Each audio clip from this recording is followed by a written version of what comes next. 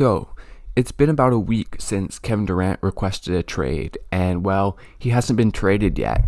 And it doesn't seem like there's been a trade that's been particularly close. Of course, there's teams that have been interested, that have been rumored, like the Suns, the Heat, the Raptors. Maybe the Pelicans could get in there. But right now, it doesn't seem like Kevin Durant is going to get traded, though he has requested a trade. So that sort of opens up the possibility that the Nets could just run it back for next year, because when looking at their roster, the first thing that stands out is that they have a really good team with a lot of offensive options.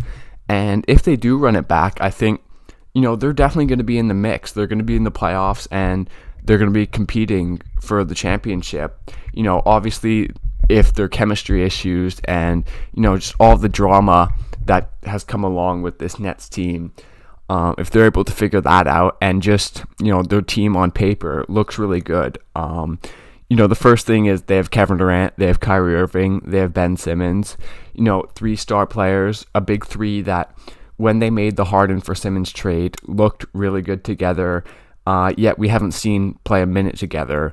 And it's unlike, we don't know how much we'll see them play together because they're all injury prone or prone to just disappearing. So an unreliable big three, but you think of the fit, you think of Kevin Durant and Kyrie Irving's individual scoring, their one-on-one scoring, their shooting.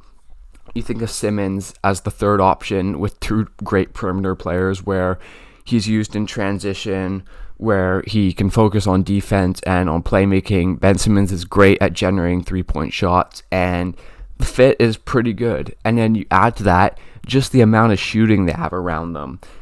Seth Curry, obviously one of the best shooters in the NBA. Joe Harris, who I think has been forgotten about a little bit, and how he's a really, really good player. Maybe it's because the last memory is him blowing the Bucks series for them, where he couldn't hit a 3, but a guy with size who is also one of the best shooters in the NBA. Patty Mills, who's a good shooter. Royce O'Neal, who's a good shooter. They signed TJ Warren, who's a good shooter, and that's just a lot of offense. Though they might run into the same problem they did last year, where it's too many small guards. They do have a bit more size with Harris and O'Neal and Warren. So I think that's, big shooters or shooters who can stay on the floor defensively is a good recipe. You add to that, defensively is where you think they might struggle, but you'd hope that Ben Simmons, he's just a great defender. I know we haven't seen him play in a while, and he's dealt with injuries, and if you haven't played in more than a year, you're not going to be as good. But when I think of him in his prime, he was the guy who could really guard all 5 positions. One night he's guarding small guards like Damian Lillard. Another night he can guard guys like LeBron and bigger guys. And that's the sort of versatility he can bring to the Nets. They also have, a couple centers, Nick Claxton, Day'Ron Sharpe.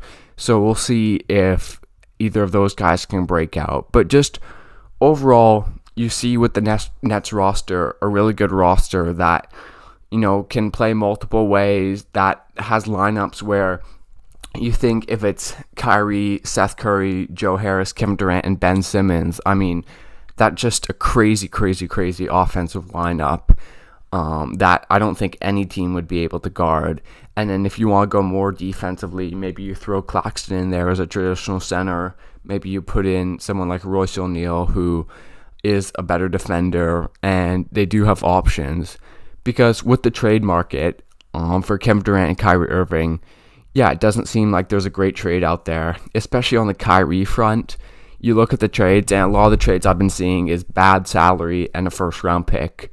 Kyrie Irving's on an expiring contract, and for the Nets, wouldn't it be more worth it to just keep Kyrie Irving, just keep Kevin Durant for one more year, and then maybe the trade market for Kevin Durant, it's more figured out after this year. You have Ben Simmons, you have a good roster around them. They traded a first-round pick for Royce O'Neal, they signed TJ Warren, so it just seems like there was a possibility that the Nets run it back, depending on whether Kyrie and Kevin Durant are willing to play for them.